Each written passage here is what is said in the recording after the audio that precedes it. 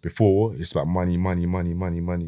Now it's about time and just quality time to do what you want to do. Do you know what? Don't set yourself a goal because you'll feel worse when you've accomplished it. Set yourself an objective. When I was younger, you know, when your mum says to you, right, don't speak unless spoken to. Yeah. So just kept myself to myself.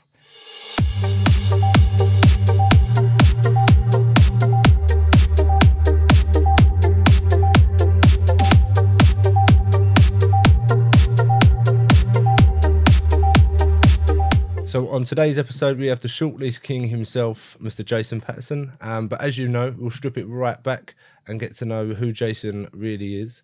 As you know, I always like to go right back to the beginning, and we'll let Jason introduce himself. So Jason, thank you very much for coming on. Thanks for the invite. And Jason, in one of your other interviews, you said that you're an introverted overthinker. What does that mean? So basically, I'm more of a quiet person. So when I was younger, you know, when your mum says to you, right, don't speak unless spoken to. Yeah. So just kept myself to myself. If someone asks me a question, then obviously I'll reply back. Yeah. But as well, because I've got a bit of a stutter and that kind of thing, that's why I said, right, I don't want to speak too much because sometimes words don't come out. So I've got to take my time. So, but yeah, so I'm more of an introvert, keep myself to myself, not extravagant, don't like to be out there. So if we're in a room, I'll just stay in the corner, just relax, I'll just observe, and I'm more of a thinker. So I'm always thinking. My mind's constantly going, even when I'm watching TV, like 100 things going through my mind. Yeah, no, I'll get it. Yeah. So, yeah, it's more of an introvert, not one of them people that like to get out there. But as you get older, you can't really stay in your shell for too long. Because if you're going to talk to girls or part of your job, do presentations, whatever it may be, you need to come out of your shell when need be. So that's why at one point, I said, all right, you know what? I'm going to go into the teaching field, teach about maths, because you're in the classroom, there's all eyes on you. So it's like you're performing in front of all of the students and sometimes all of the teachers. I've done a bit of teacher training as well, so I was training some of the teachers about techniques in terms of maths teaching. So it's all eyes on you. So you have to come out of your shell. You have to learn to speak properly. You got to learn to say words that you find difficult to say. Because I was watching the Alex Scott interview with Stephen Bartlett, and when she was talking, I was like, oh, because some words she can't say. Yeah, she can't say. So when she finds a word a bit tricky or a bit difficult, she quickly changes it to another word to replace it, or a longer sentence to replace what she wants to say. So I thought, oh, that's me. And she's a presenter, taking over from, is it Dan on BBC Sports, whatever it is, taking over, doing World Cup presenting. So I thought, oh, that's good. So it's similar to that. We just come out of your shell. You force yourself to come out of your shell. Just to, I don't know, it's more like self-development, self-growth, rather than just staying in the house, playing computer games, cocooned, not really talking to anyone. So, yeah. But it's mad, mate, because not a lot of people would know about you. Obviously, I didn't know that you had the stutter. Yeah. And obviously people that are looking at you going, oh, wow, you've made all this money through property. That's fantastic. But I think it's very important to know, or important for people to know that that is something that you still struggle with now. And you're very aware of now. Yeah. Because even myself, it's something that I'm very conscious of. And I think everyone is to a certain degree, even when you get on camera. That's it. And it's how do you, or what would your advice be to people? I mean, you kind of answered it in a way, but to someone that's obviously going through that phase in their life, going, I don't want to make a fool of myself, if that would be the right sort of angle to approach it. Now you got to force yourself out of it. In your job, even at university, you know, when you have to do a 10 or 15 minute presentation in front of a class, you're thinking, oh, I don't want to do it. Heart beating, armpits are wet, like you just get rumbles in your stomach. Just force yourself to do it. The first time, second time, third time might be a bit tricky, but then after that, you start to learn, become a bit more confident. Obviously, people might be critical of you, but just try and blank that out. I mean, just try and move forward. Otherwise, you won't improve in that sense. Or if you're not in that kind of environment, maybe do some short videos on social media, like 10-second clips or 1 minute clips or whatever it is, just to build up your confidence. You can do, I don't know, take a few cuts. Just say, oh, that was a bit rubbish. Let me try again. Yeah. So just do it a few times, put yourself out there. Obviously, you might get some criticism initially, but then after that, just move forwards and then just grow bit by bit. Absolutely. I completely agree with that, mate. What was it like growing up for, obviously at school, for yourself with a stutter as well? It was funny because there's a guy called Dwayne. He's, before I used to speak 100 miles an hour. I still speak fast, but not as fast as before. And then there's a guy called Dwayne who had a stutter, stammer, and he spoke 100 miles an hour. So when us two were talking, like it's pure jokes. It was like, it's pure jokes. But then it was all right. Because obviously we're in school, and then I went to an all-boys school. So whenever anyone takes a mick, then it's obviously a little play fighting, test your strength out, headlocks. And afterwards, when people taking the mick, I never used to fight, but we used to get into like play fights. We used to play mercy or get them on the floor and then put their knee in their chest, and then it's like they'll tap out. Yeah. so after a while, people are like, oh, even though he's got a stutter, I don't really want to mess with him too much. Just like keep it calm. So you get a bit of respect that way. But you just work around it. Just don't speak as much, especially when you had to read in class in the English lesson. And it's right, turn to page 12. Jason, it's your turn to read. Then that part used to kill me. It used to kill me. Yeah, because the reading part of it, I can read, but then because again, everyone's listening to you. I mean, some words you can't really pronounce properly. Those parts, like the worst parts. But I suppose that then sort of forced you to become better at it in a way. Yeah, exactly. So what you've done, and obviously I've seen this on another interview where you've gone, you'd sit there and you'd go, do you know what? I'm going to actually become better at this subject. For example, maths. Yeah. And then you'd watch the buses go by. Exactly, yeah. So tell me more about that, because that fascinates me. No, we were there because I lived with my mum and my gran, like housing association house, and then where we were, there's like a mini bus depot. Like, I think it was a 210, 41. I think 91 now as well. And then I used to like buses because my granddad used to work for TFL, like when he came over from Jamaica. But every morning before school, you used to just look at the buses. I mean, I'd have a piece of paper there.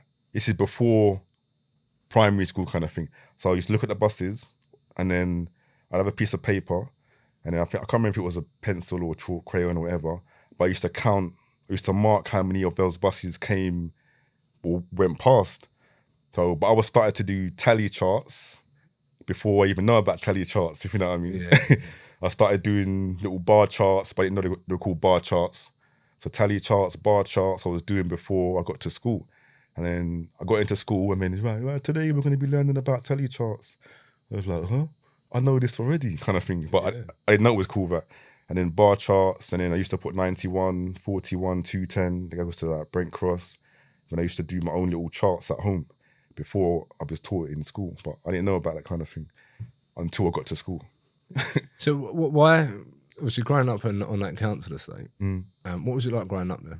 It was a housing association flat. So it wasn't really like an estate, but it was fine. It was all right.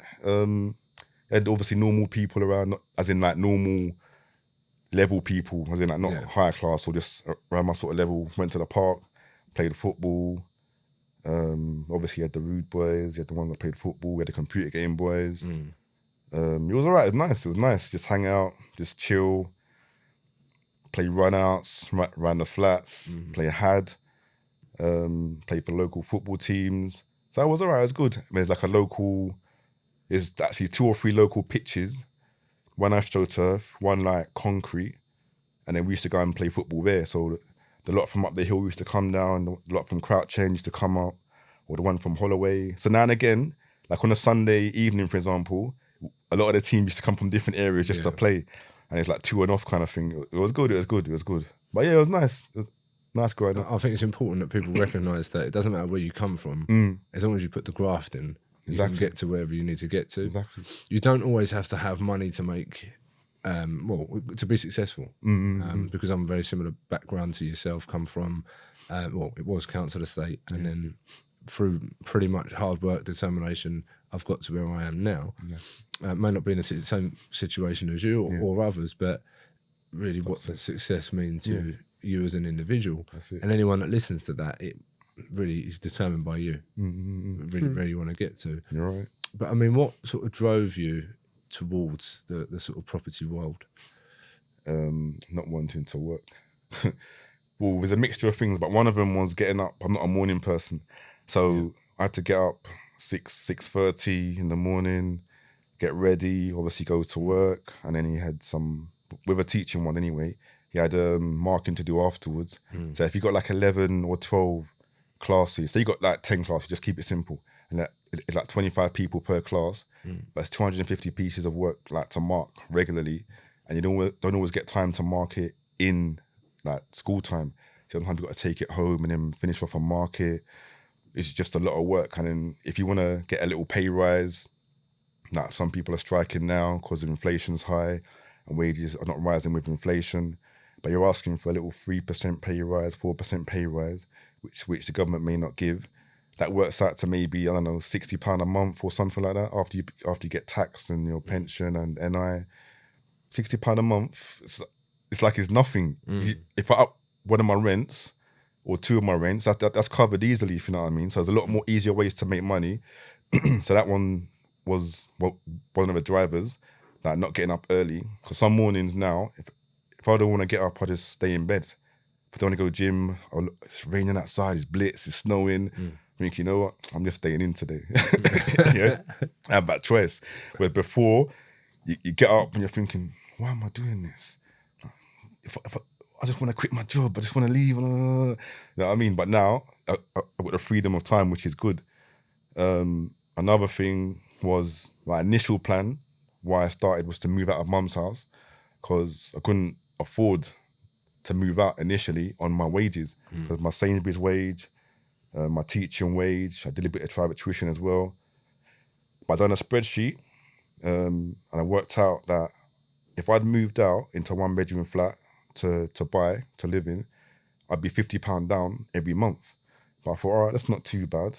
But if my car broke down, or if I went to go on holiday, or some form of emergency, then I'm messed up for a good 2-3 months. I don't want to go to my mum or my gran and say, oh, mum, can you give me £50 or £20 or something? No, I don't want to do that. I don't want to do that. So I thought, there has to be another way of making money, like legally. So that's where it's either starting a business, stocks and shares, and now crypto nowadays, or going to property. And then property was the way that I chose. Passive income, as close to passive as you can get really for ones that I do. And then at least that's coming in, got capital appreciation with it as well. And the initial plan was for like what I call Armageddon, where where I didn't need to work, or if I couldn't work, and if the markets or the government, like something happened and we couldn't go out, that's where COVID come in, or credit crunch hit as well. I thought, I'm going to put all these systems in place and make sure that through passive income, I can still maintain my level of lifestyle, still have income coming in regardless of what's going on around me. And then it's worked out like nicely. Because just after I quit my full-time job, pre-season down Hackney Marshes, ruptured my Achilles. I took about 1.5 years for it to heal. But 6 months in the boot, had to have an operation where they cut me open, sewed it back up, and sewed my skin back up. Couldn't do nothing. I was just up like this. Couldn't drive my car. Both my car batteries almost went dead. Like, couldn't do nothing. So, but I was all right because I had the regular income coming in. Yeah. So I thought, test number 1, done. But I was thinking, if I was still working and that happened, I'm not sure if I'd get a full sick pay or part sick pay. I don't know. But obviously, I quit my job. And then 4 or 5 months later, that happened. Yeah. Then prior to that, there was a credit crunch. Survived that. Then I had COVID as well. COVID come about, and had to stay at home, couldn't go out. Some people who were renting, obviously like landlords, the government said, right, don't pay your rent for a few months if you can't afford it and blah, blah. So, but I passed that test because a lot of mine are on the guarantee rents. People are asking me, oh, Jason, like, are your tenants paying? And I was like, yeah, like, everything's good. Only thing I can't do is go to the gym. But everything was just kosher. So I passed the test of not being able to work, recession with credit crunch, COVID, Brexit, all the systems were in place. This is what I wanted. Maintain a level of lifestyle, regardless of what's happening in the economy and in the world, or if I can't work because of my leg, like, past it. So that's what I just planned for, basically. And it just sort of snowballed from there to get more. Yeah, basically, yeah. Because I was still young when I got like quite a few, like 27, 26 when I matched my full-time wages. I think it was £2 a month, 2-3 a month. So I thought, you know what, I'm still young. I think let's roll that back because you were still working when you started investing. Yeah. But you was working at Sainsbury's and doing the maths. Yeah. What made you want to go and be a maths teacher? I like maths. Initially at uni, I went to uni for a little bit. All right, secondary school I was all right. Primary school I was all right. Always in top set, but I wasn't top of the top set. I was always around the middle. And then for the first year at uni, things started to click. That's the only time I was getting 100% in the tests, like differentiation, calculus, algebraic fractions, matrices. Something just clicked. I was getting 100% in a lot of the tests. And then people were like, oh, can you come and help me with my maths? I need help. So I was helping them with the university level maths. And then my friend's mum, or from my friend's mum, asked me, oh, can you come and help my daughters with the GCSE maths? So I said, yeah, all right.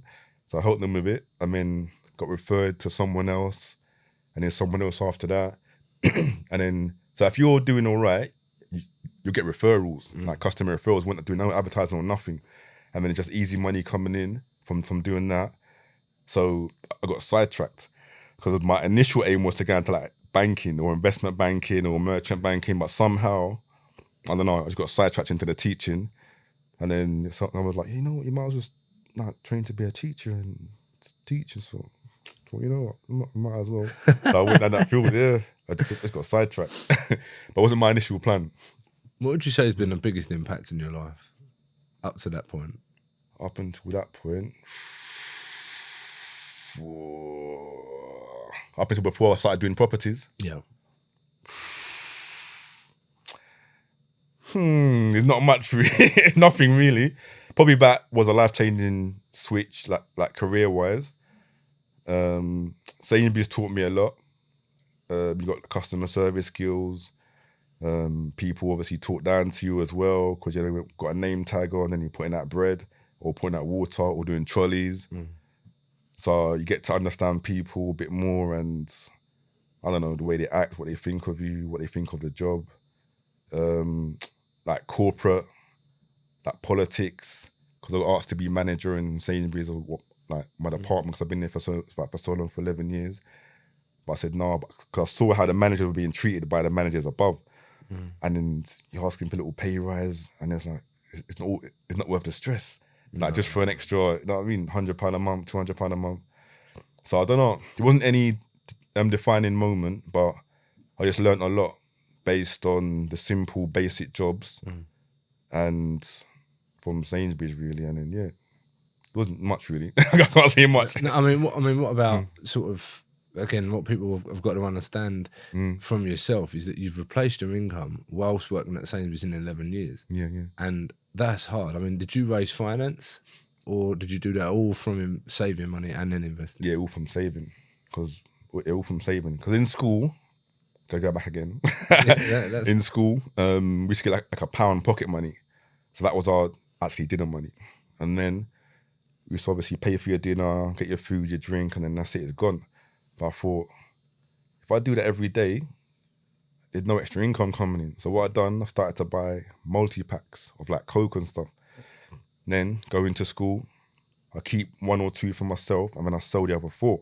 And then I get £1 from those, so £2 from those other 4, 50 pence each kind of thing. So that £1 has stretched me, like I've doubled it kind of thing, like 2x'd it in a way. Right. Yeah. So I got £1 for dinner, which was good, and I got £2 spare. So afterwards I can go and buy chocolate biscuits from the shop or McVitie's, the best. Yeah. And yeah, so crisps. You know what I mean, to just feed myself. So I thought, all right, got into Sainsbury's now. And then there's no investment because my mum didn't have much, granny didn't have much either. Just killed the overtime because they saw that as a hard worker. So I did overtime, night shift. Because on Saturdays, you used to get time and a half. Sundays were double pay. And then if you do night shift, you get night shift premium on top of that. So sometimes when you're not raving on a Saturday night, I'll do night shift. And then you're getting like good money. I say good money, but it's better money than like £3.28 an hour. Yeah. So I just stacked, done overtime on checkouts, as you know, trolleys. Then I got till trains. Then I started to do something on tills whenever they're short. Can all checkout train staff please come to the checkout? So I go on to the checkouts. So I do overtime basically like a lot. Because sometimes I finish on a Friday at 9:30 or whatever, then night shift manager comes, oh, so-and-so's phoned in sick. Have you got any staff members? And then my manager look at me. I'm thinking, oh, should I do it? Should I not do it? So sometimes I do my shift from 5 till 5:30 to 9:30, and then I do night shift from 10 until 7. But the problem was sometimes I had to be back in at Saturday mornings for 6 to put the bread out. So sometimes I'd clock out for half an hour, go into the canteen, just chill for a minute, and then come back down and then do my morning shift, which was from 6:30 to 2:30, putting out the bread. So sometimes what happened with HR, they would see this, that I worked, clock in and clock out. So they saw that I clocked in for 4 hours, had a half an hour break, done night shift, clocked out, and then clocked back in from 6:30 to 2:30. They're thinking, no, someone's clocking in for Jason, like, just to get some extra money. So a lot of the time I had to get signed up by my manager because they didn't believe that I'd done like all them kind of shifts kind of thing. So I was just stacking. I mean, that plus the tuition money is what I used to get my first property. Yeah, going forward. So no JVs, no loans from family members or friends, just stacked, hard work, which is the hardest way nowadays rather than going forward, and then just use that. Got my first one, and then went up in value, plus I get a rental income. Yeah, plus I was in Sainsbury's, plus I was doing maths tuition, and I started work at the college as well. So I had like 5 different incomes coming in.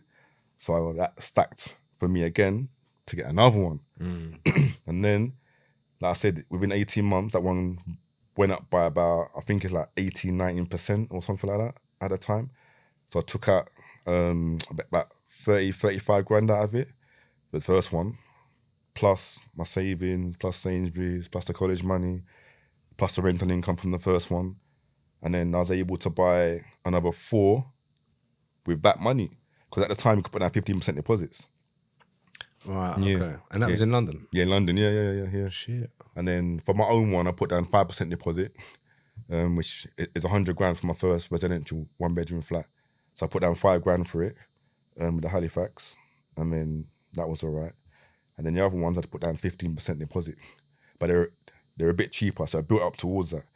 So first one I bought for 70,000, and then the ones after that were about 80, 85,000, 90,000. And the one, by the time I bought my residential one to move out, that one was 100,000. 1-bedroom flat, 5% deposit. So, but I built up. I mean, just win it myself. So self-funding basically. Yeah, but I didn't know about JVs and bridging finance, and I didn't know any of that. No one taught me that. No one told me anything. So only when you get further down the line, that's when I understood that, oh, you can get bridging. Oh, you can do BRR. Yeah. Oh, you can do short leases. Oh, I can do reconfiguring. No one told me any of this. I was just buying and renting it out. But there's no one around to tell me. So, but then as you get older, you just learn. And then obviously it leads me nicely onto the short lease, which is what is, again, a lot of people know you for that. Yeah. So when did you discover the short lease strategy, if you will? Because a lot of people try it and get it horribly wrong. So I guess, what are the dangers? And can you explain how we should approach this, if you could? Yep. Yeah, because I do some mentoring in this anyway, like one-to-one mentoring. So I'll tell you how I started anyway, but as you probably heard from before, so I started buying flats. Houses were too expensive in my area, so I thought I had to start buying, but only flats. And then most flats have leases on them. So after the credit crunch, I think it was about between 2010 and 2012.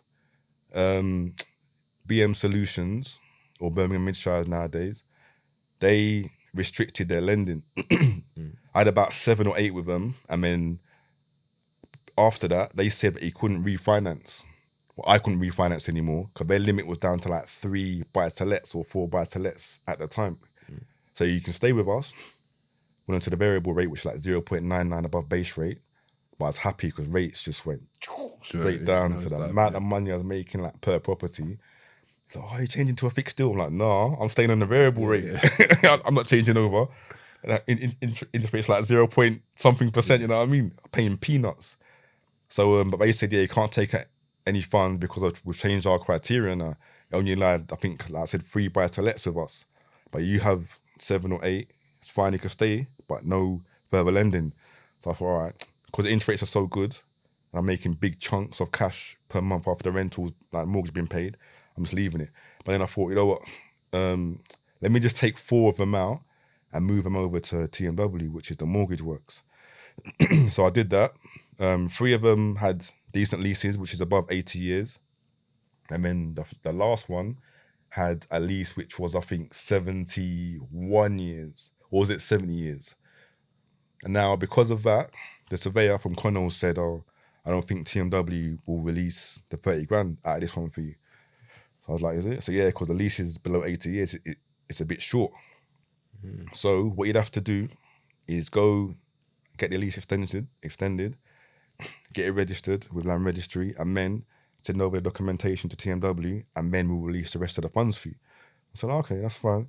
So I've done that. With that particular one, actually, I wrote to the freeholder, asking them for a quote for the lease extension, voluntary lease extension. And I also put in, will you be willing to sell me the freehold? And with that one, they sold the freehold, which was good. So you got the freehold for that? Yeah. Oh, wow. So Section 10, you got to tell the other flats in the block that the freehold is about to be sold. And if you want in, then you can come in. If not, you're made aware of it by the Section 10 notice that someone's going to buy it. It's changing hands. So the flat upstairs, because the conversion, the flat used to be a house, but it's converted into 2 separate flats. So I said, yep, I'm buying it. But I asked the flat upstairs if they wanted in or not. They said, yeah, they've got the money. Let's go it. So we bought it for like 17.5 grand, I think it was. Bought the freehold. We paid like, is it 6.5, 8.5, 7.5 each, something like that, plus legals. And now we're on the freehold. And then what we did, we extended our own leases for a nil fee. So we put 999 for each of our leases after that. They went back to TMW, sent over documentation, they then released the rest of the funds. So I was like, oh, and it's a good idea. So I started looking around for flats with short leases. Right. Yeah. Okay. And then I started to learn the process, because whenever I saw cash buyers only on the description on Rightmove, I'm thinking, oh, you need to have cash. No. You can get a buy-to-let mortgage on it. Yeah. So if it's 68 years or 72-year lease on it, which is obviously below the marriage value of 80 years, I thought you couldn't get a mortgage on it. Went to my broker. I said, yeah, we can get a mortgage on it. There's loads of them, like Lambay, Kensington, the mortgage works. If it's above 70 years, got the mortgage lender, got Keystone Mortgages, Foundation Home Loans, Capital Home Loans, Kent Reliance, Precise, Paragon go to 70 years. So there's all these lenders that will lend to you on a normal buy-to-let mortgage, but it's a short mortgage. So if you're releasing like 68 years and you're buying it for 68 years, they'll give you a 17-year mortgage, for example, at the normal buy-to-let rate. Yeah. So I just started buying then. And then, as you know already, like the paper version of the BRR. So you buy it, you extend the lease, then that creates uplifting value. So that alone creates an uplifting value. And it's less work. Just sign a few papers, obviously negotiate with the freeholder, either by doing a Section 42 notice or a voluntary lease extension notice.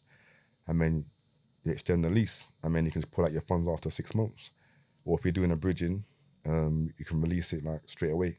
So for some people that don't know what the Section 42 is, do you have to serve that, or Do they have to serve it? What's the best situation? Yeah, it's best that the solicitor serves it. So if this is more to do with auction ones though, and some if you're buying through right move as well, I suppose. But if you look in the legal pack, for example, at an auction, if it's got obviously a lease on it, I put it on my Instagram like 2 posts ago, I think, and it's got a section 42 notice will be issued or by the vendor. So the vendor serves it on your behalf, and then when you get the keys, it's assigned over to yourself. Yeah. And then you finish off the process. And if you have a competent solicitor, then that should take about 5-6 weeks to go through, and then it's get sent off to land registry to be registered. So that's but with that section 40 notice, you have to own the flat for at least 2 years before you can serve it. If you own the flat and it's under 2 years, you have to do a voluntary lease extension, and the freeholder can always say no to extending it. But the ones that I do, a lot of the time, it's never happened where they've refused a lease extension because it's small numbers, like 15 grand, 20 grand, 25 grand to extend the lease. And a lot of them want the money now. If someone's saying to you, offering you, I want to extend my lease now, it's going to cost you 25 grand. I'm not going to say, oh, wait 2 years to give me 25 grand now. I'm like, I want it now. A lot of them want it now. The ones where there's issues, the ones in central London, we might have to go to a tribunal or there's big disputes between yourself and the freeholder. Those 6-figure ones are the ones where you get most issues with, because that's like big money. It's 400,000, 500,000 to extend the lease, especially if it's part of the Grosvenor estate as well, like the Queen's or the royal family's like estate. Because them ones you can only extend by 20 years or maybe by 25 years max. Okay. But it's going to cost you 400,000, 500,000, 600,000. But those flats will go up to 1.2, 1.3 million after you extend the lease. So sometimes you might see them in auction. Money though, yeah. Yeah, exactly.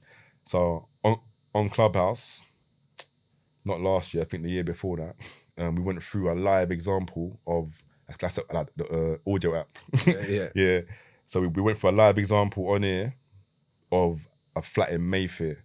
So Ricky was looking at the comparables. I was doing the maths.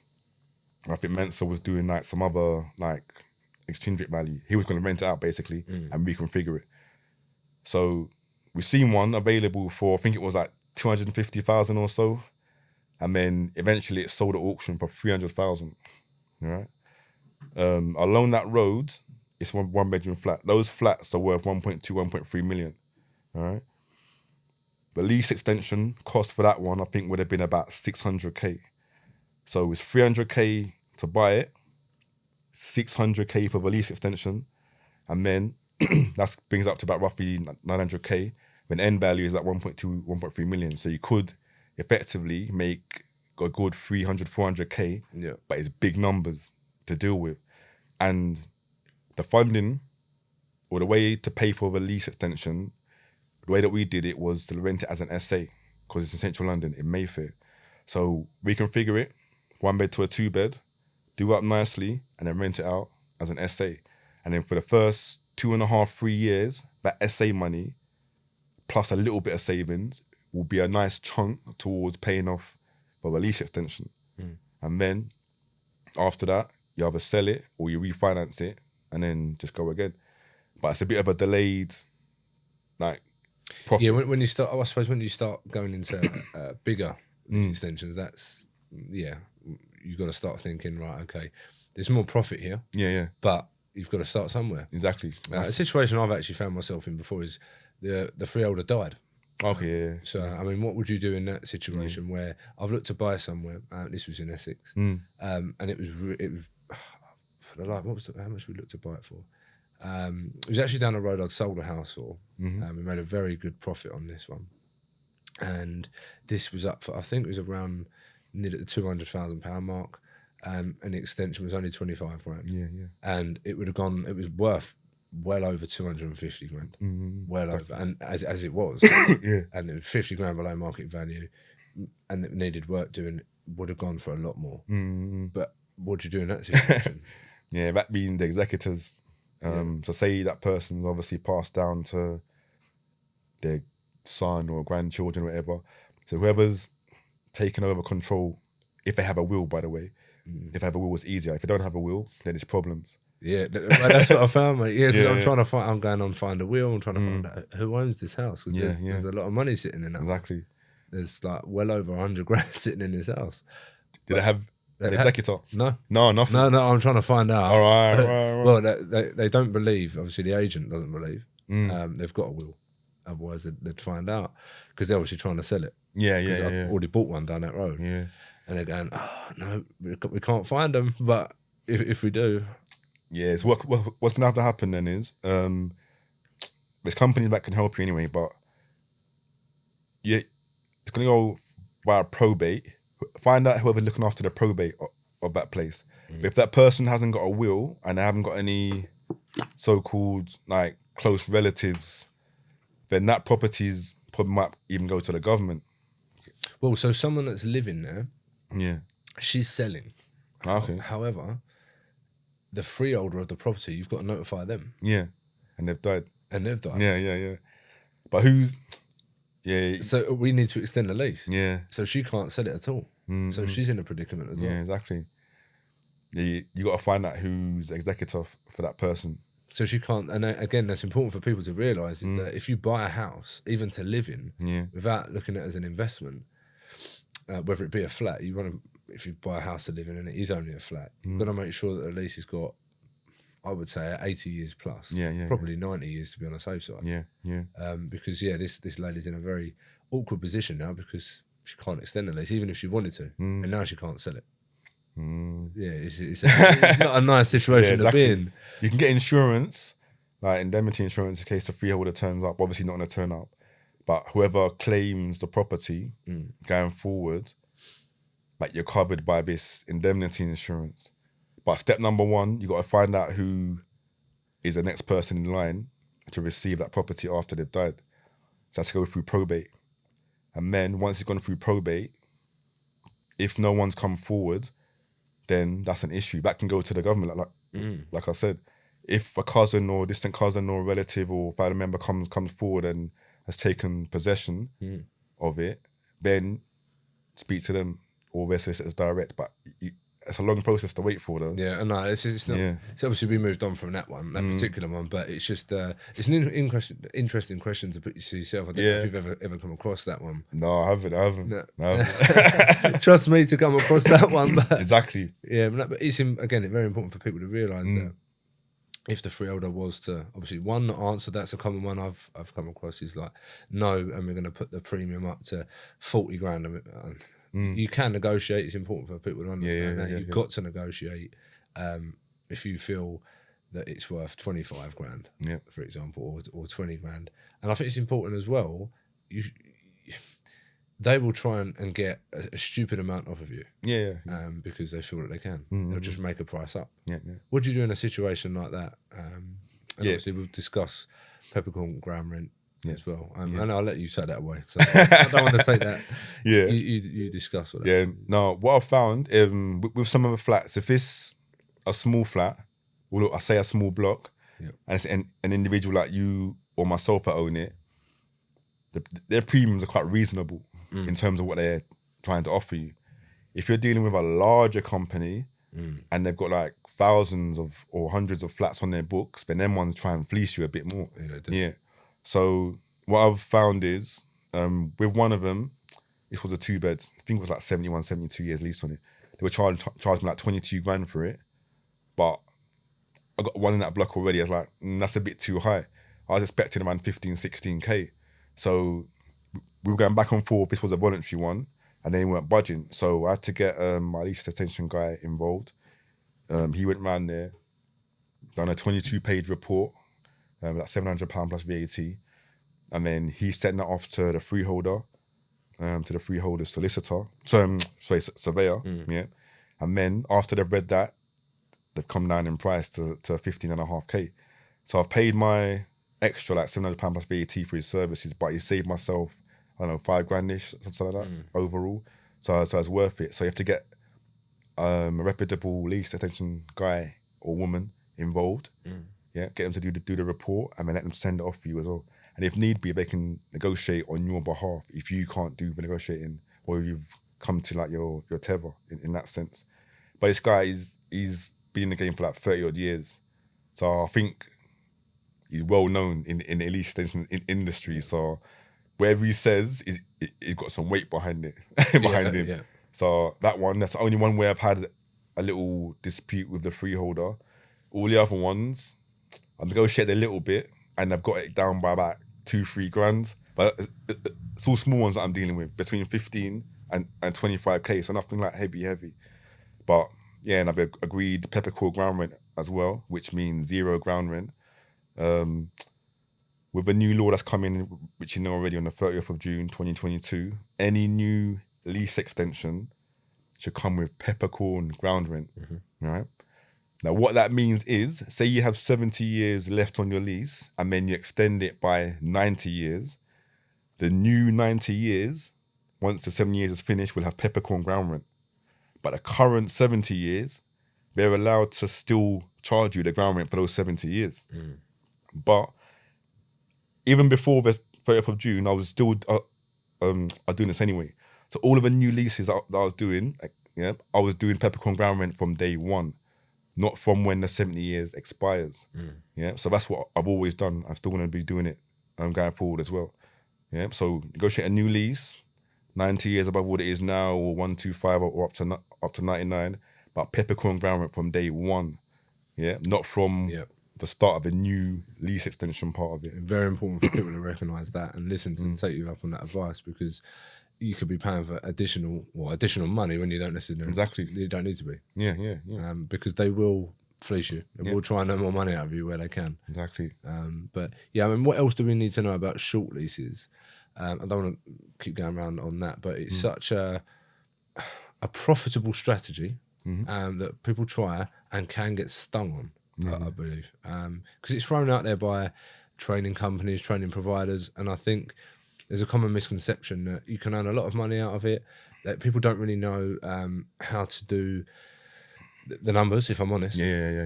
Whilst you'll have a property that may need, you can add value to it, you can do your general refurb, but then you've got your lease extensions. And not a lot of people would know how to do the numbers on that. You're never going to know if it's 15 grand or 30 grand. But you've got to factor in the refurb costs. You've got to factor in your legal costs. Legal costs of the sale. And then your lease extension. So what else do we need to know and factor in if it was your first one? I don't think you should be scared when doing it. I just think you need to be very aware of the costs associated. Because normally I work with the initial price and then I adjust it to what I want to offer the actual vendor afterwards. So just for argument's sake, there was one, I put part of it on my Instagram, I think, but it won for like 140,000 at auction, but you can also put in pre-auction offers, or if it doesn't sell, you can put in post-auction offers as well. But 140,000,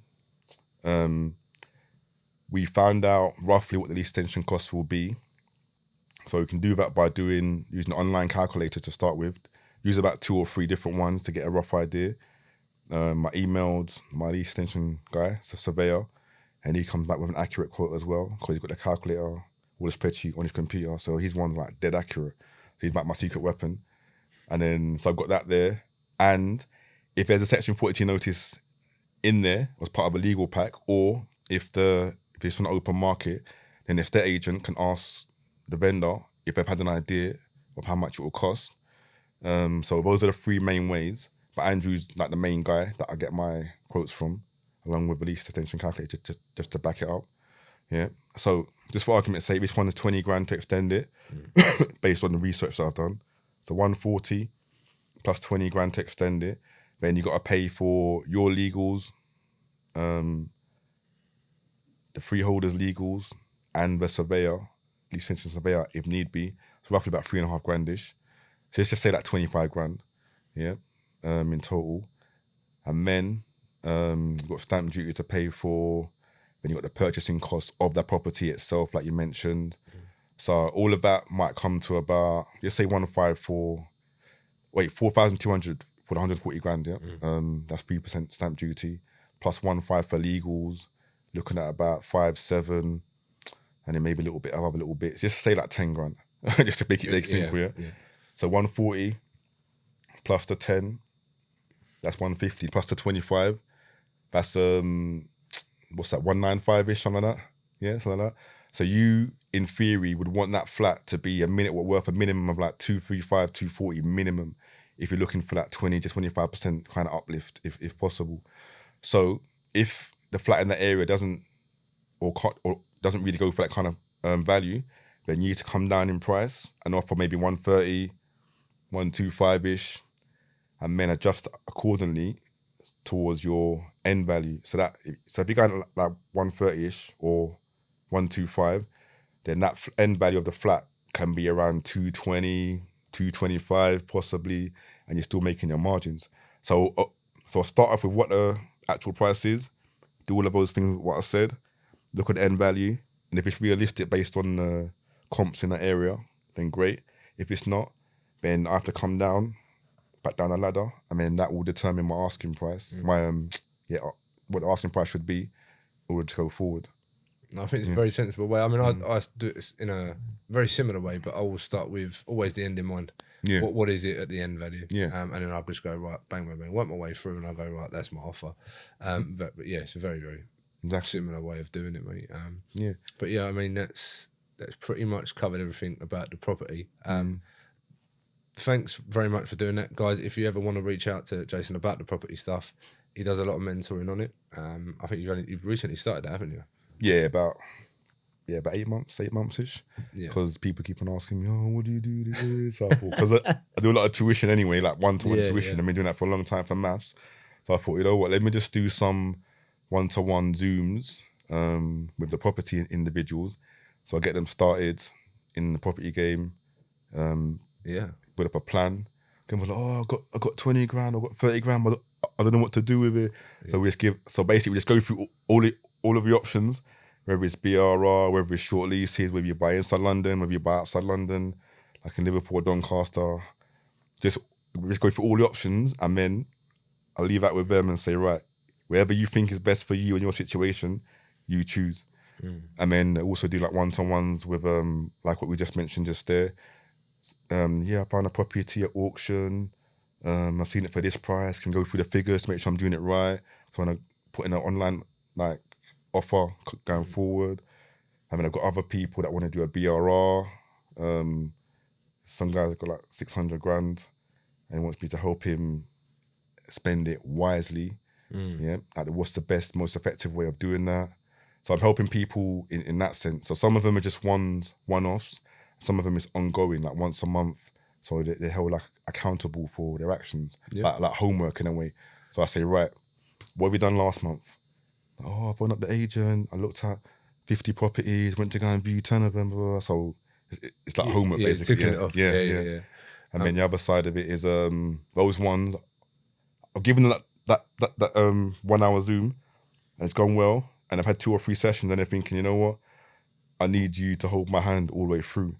So that's the other side of the mentoring ones, where I take them through every single thing, like as if I'm buying it, and then I help them with everything, like buying it, extending the lease, if they want to reconfigure it, 1 bed to 2 bed, 2 bed to 3 bed, help them with that, help them with the refurb if they need to. If they're not flipping it or selling it afterwards, then also help them with the rental part of it as well. So I set up the rental element as well, and the guaranteed rents, or if they want an open market, is fine. So I help them with the whole shebang for that for a fee. Again, that's something that we haven't touched on, and we won't. And I know the guys will probably string me up for that, but I don't want to cover too much on the property because I'd love to have you back. But I want to talk to you about your family, because what people may not see is that you're a real family man. And I love that because I am as well. I can only presume, and tell me if I'm wrong, but you do this a lot of the reason you do this because your family, you spend time with your family. Yeah, exactly. The freedom of time. Because, you know, when you're younger, or you might hear the elders speak, or other people speak, and they say, oh, my mum or my dad was at work all the time, so I never saw them. But they've built a nice life for us. Like I listened to the Hartley interview. They got the cars and the exclusive cars. But Tom said his dad was always working. He never saw him. It's part of the family business now, and they get on a bit more now. Same with Alan Sugar. He never saw his sons much. because he was always out working.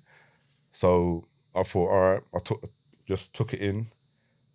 And I thought, all right, when I get a bit older and I start to have children, if possible, I want to try and be around a bit more. Obviously, still going to make money, but I want to try and be at home a bit more. I don't want to be out working 8 to 8 shifts and then come home and then the baby's sleeping or your child's sleeping, so I miss them. And only see them on like weekends. So now I created the opportunity where I have that opportunity. I can go to the school play if I want to, or if they got a football match on a Sunday morning down Hackney Marshes. Yeah. But I can go and like be there kind of thing because I don't have work, or you know what I mean? So it's flexible. Obviously I still do some math lessons now, but I can just, if they got a school play or an event, anything, birthday, I can just say, I'm going with you, or I'm coming with you, or I'll bring you. Whereas if you're working full time, you have to ask your boss. If a school plays at like 4 o'clock in the afternoon or 2:30 in the afternoon, like Christmas carols or like school panto, sometimes it's hard for you to ask your boss, oh, can I leave? I have to go and watch my daughters play. I'm not sure about that. We're quite busy. Can't give you the time off. So at least with the property, you got the flexibility of controlling your life, your free time. Is that something that you had with your mum growing up? Yeah, she worked a lot, so I didn't really see it as much. So she's doing some hard shifts, like 8 or 6 till 6 actually, sometimes, and then or 8 till 8. So the same sort of thing. So she was out like working, so I was just home, just on my J's. and that was giving you the entrepreneurial sort of mindset to obviously create this for your family. Exactly. Yeah. Exactly that. So I changed the mindset. Try and be at home a bit more, if possible, just to see those kids grow up. Because you always say, oh, my kids are growing up. I didn't really get to see them grow up. Yeah. But I want to try and be around a bit more just to see them grow up. Yeah. I mean, again, another fascinating thing about yourself is you've remained focused on what you want to achieve and not easily sidetracked. Like you said, you got sidetracked by the maths, but I would say you've remained focused on it because it's one thing that you enjoy. There's a lot of shiny pennies out there that you could have got sidetracked too. Yeah. And you didn't. You've remained focused on it. And I am certainly guilty of this. Is once I've accomplished one thing, I'll move on to something else. Yeah. New challenge. New challenge, whatever that. Bigger challenge. Big. Yeah, it has to be bigger. Not necessarily bigger. And actually, the guest I had yesterday, very good friend of mine, business partner, is that I've got to set a goal. And I went, do you know what? Don't set yourself a goal because you'll feel worse when you've accomplished it. Set yourself an objective because you can always create sort of a bigger objective, and then you can move that. You don't feel bad when you've not accomplished it, but you don't feel necessarily as good when you've accomplished it. Yeah. And it's just went, actually, because the objective changes. It could be in property, it could be in business, it could be family related, whatever that may be. But the objective always changes. True. You're right. But looking at yours, it's gone from, again, from where you've come from to sort of where you are now. The objective is the same, to spend more time with your family, and you do. You can see that on your social media platforms, and that's what matters to you. Yeah. Obviously, I was going to say what motivates you, but you can see your family. Yeah, you've got to take over the empire one day. I told him, well, even though he obviously can't understand me, but I said, all right, if we continue to buy like 2-3 properties a year, by the time he gets to 20, he's going to have like close to 100 properties to look after. So even if he wants to go to university or go on his own little path, like where he wants to do music or investment banking or a vet, whatever, on the side, you have to help out with the family business a little bit, just a little bit. And they're all owned? Yeah. And you've done that in how many years? 21 years now. 21 years, you've nearly be 100 properties. Yeah. And that's from your... But by the time he gets to 20... well, how many do you own now? Close to 30, about 30-ish. And that's all your own money? Yeah. Fucking, that's ridiculous. That's good. Yeah. You should be really proud of yourself. You should be really proud of yourself. Yeah. I just start with flats anyway. Flats, it's easier. Obviously in London it's a bit kind of expensive anyway. I could have had more if I was buying outside London or in the outskirts of London. But because the bigger deposits, like it's minimum of 50 to 70 grand a time, like going forward. So, but I could, outside London, I could have had like hundreds. Hmm. You know what I mean? But it's all right. What about the sort of like work-life balance, if there is one? I don't believe there is, if I'm honest. But how have you managed that with a family? It works in bursts. Like some weeks, there's a lot to do, and then other weeks there's nothing. Like it's just dead. So like it varies. Like recently, I've got some purchases going through, and I'm buying through a limited company for the first time. You had to get the guarantor, the guarantee signed by another solicitor. I know about that. The mortgage company wanted me to amend the memorandum of articles for the limited company. Because I'm a sole director, they wanted me to amend them. Exactly. That's what my accountant said. My accountant said, "Are you sure?" He was like, "Yeah." So their solicitors, because their solicitors represent a mortgage company. Yeah. Because it has to be on their panel of solicitors, sorry. Yeah, so I had to use one of them. He's like, because you're a sole director and sole secretary and just you, I had to amend it. So I didn't know about this. So I had to print off the memorandum of articles, amend 7 and 11 to show that, what is it called again? Is it decorum or something like that? That just sounds ridiculous. Yeah. So I had to do that. All these things I didn't know because I buy it under my personal name a lot of the time. But I was like, it's a lot of work. A lot of work. But I don't know. Once you do it once and then start going forward, it gets a bit easier in that sense. Yeah. I love it, mate, because you're just calm. And a lot of people that obviously come to myself, they want to get started in property. They're just like, I want to go and do this. I've got this much money. But what if this happens? Well, you haven't fucking done it yet. No. You've created a problem that doesn't exist. Yeah. But you would just go and do it. Yeah. And then worry about it after. If it happens, it happens. If it don't, it don't. That's my motto, yeah. Same. Because that's what I found. When I first started, I just went and bought one. Yeah, but I didn't think, oh, shall I not? Yeah. Shall I wait a little bit? Is the market there? Just went and bought it. And then what I'm finding now, a lot of the people that I meet, not a lot of them, but some of them, pre-COVID, pre-Brexit, oh, shall I wait? Because of Brexit, prices might drop. I'm not going to buy it. I'll wait till next year. Prices creeping up. COVID. Oh, COVID. Prices definitely going to drop. They're going to crash. I'm not buying it. I'm going to wait like 6 months. What happened? Prices went like that over COVID. And then like, oh, you know what? I should have just bought. So I don't just... If you're in it long term, then you'll be all right. Yes, there might be a little dip. So you might buy at not towards the peak or approaching the peak, possibly. It's hard to say. But then it might dip a little bit. But then over time, it's going back up and it's going to surpass where you actually bought it for. Like, you know what I mean? So I wouldn't worry about it too much. As long as you're making X amount per month, if that's your goal, like cash flow per month, that's what was my initial goal, cash flow per month to replace my wages, and you're in it long term, then you'll be all right. Just do it. What's the worst that can happen? Like, you just rent out afterwards, hold it long term, as long as it's not a new build, by the way. Don't go new build. Yeah, exactly. As long as it's not a new build, then you're all right. Just hold it long term, get your income coming in. You can't really lose. And the thing is, like what I say to people is, don't worry about what other people are doing. Yeah, exactly. And again, that's what you do really well from what I've seen. And obviously, speaking to you now, you get that impression, is that you don't really give a shit what other people are doing. Yeah. And you're in your own lane, you're doing what you're doing. Whether anyone else is doing short leases, it doesn't really matter because you know what you want to do. It's not just short leases that you do. Exactly. You do the BRR method. Yeah. You'll do a standard buy-to-let. Yeah. You may do a development, but you don't care what other people are doing. And I think so many people are consumed by, right, what's on Instagram, let's say, right, I can make £100,000 on a flip if I do this. You've not bought a house. Exactly. Go and buy a house first. Yeah. Go and experience what it's like. Yeah.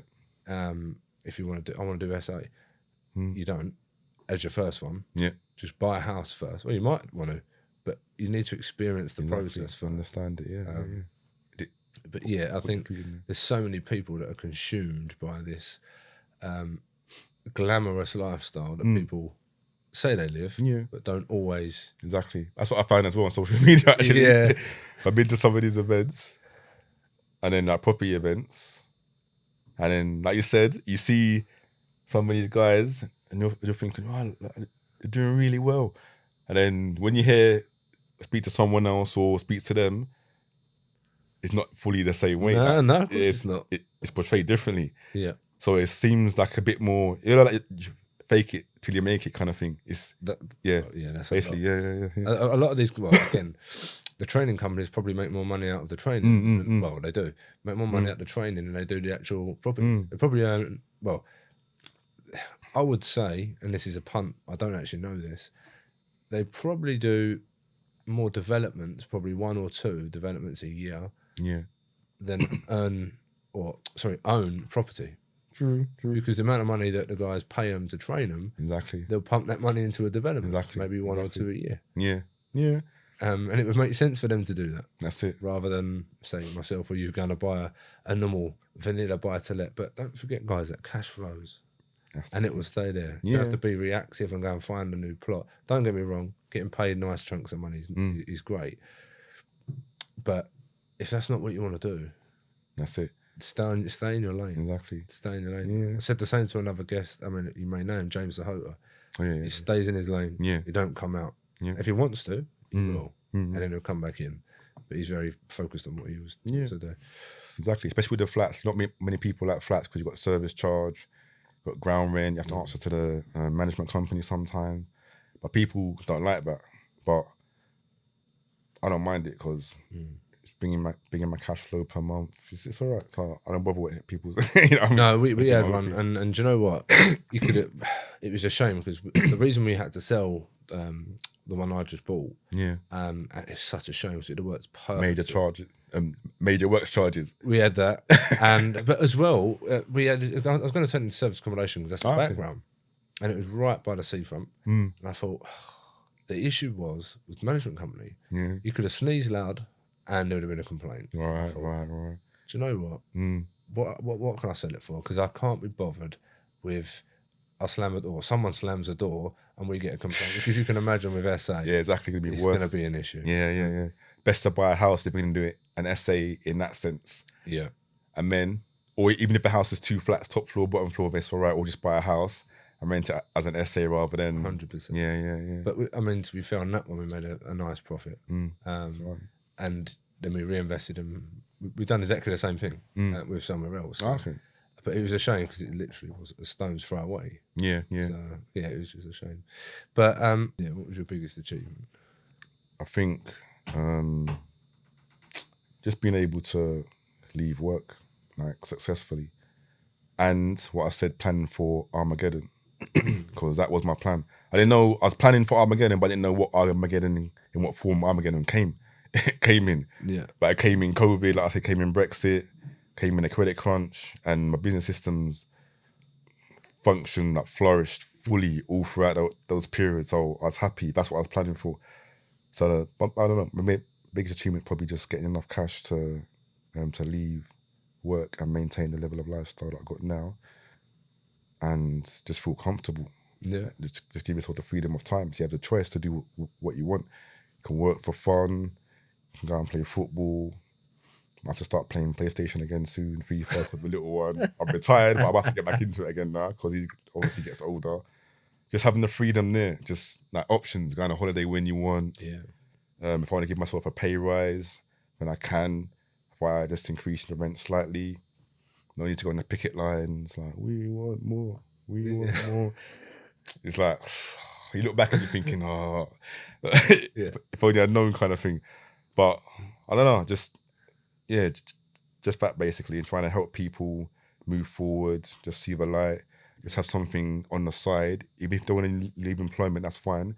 Just have something secure on the side. I think COVID woke up a lot of people. A lot of people, they thought, right, I'm indispensable. My employers got rid of me because I couldn't work from home.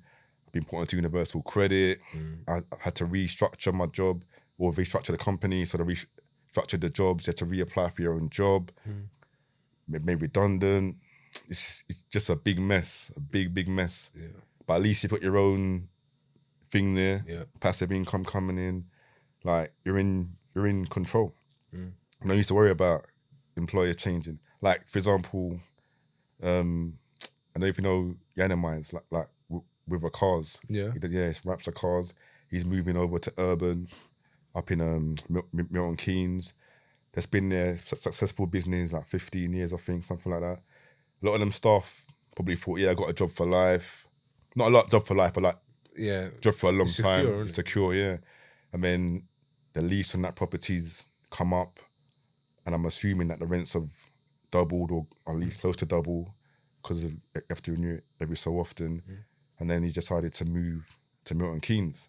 So the staff members now have to start looking for other jobs. And you see all the time on social media thinking, that's a nice job to have and blah, blah. But all of a sudden, because of something that's out of Yanni's control, like rent increases and so forth, he has to move or potentially move, which he's done. So that staff which is gone is dispersed. It's a new team now, up in Milton Keynes. Yeah. So that's in your employer's hands. But I like it to be in my hands. I want to be in control rather than someone else's. Suppose you can't find a job straight away, or suppose you started your new business now after that and it doesn't go according to plan, then you're in trouble. Energy bills rising, got the mortgage costs to pay as well because the interest rates have gone up. You find yourself in financial difficulty. But it's not your fault. It's not the employer's fault either. It's just like landlords, people like me, you know what I mean? It's us. We're causing it, but you know what I mean? No, blame the government. It's true. What's the best advice you've ever received?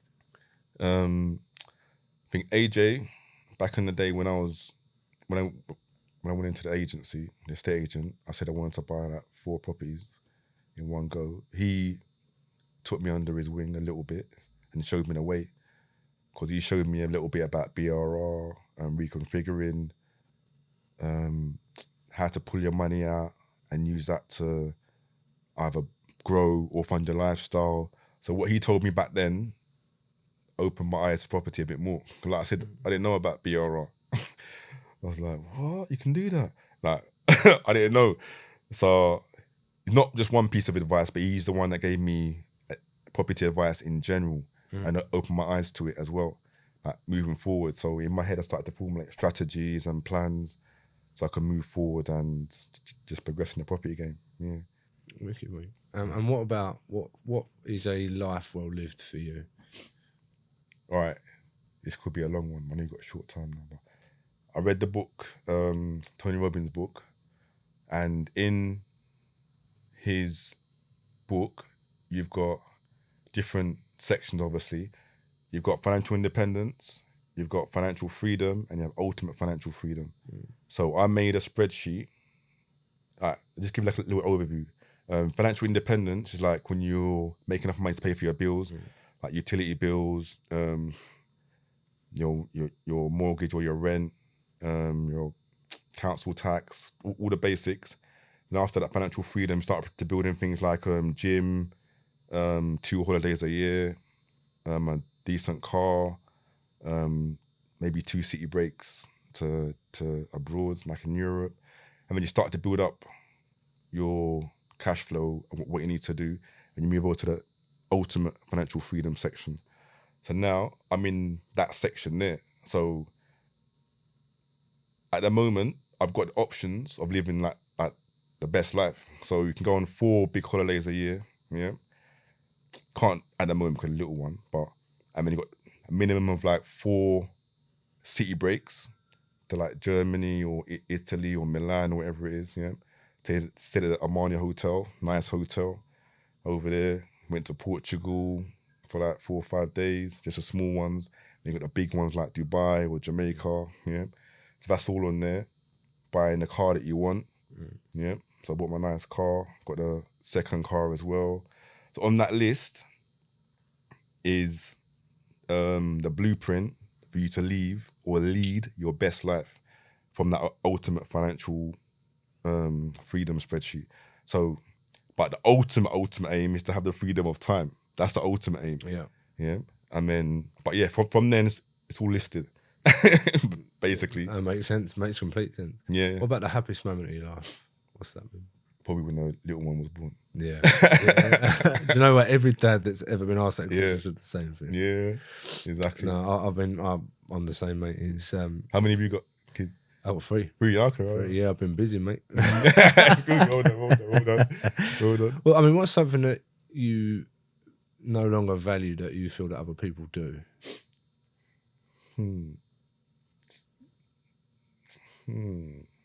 Right, I still value money, but it's not as important as before.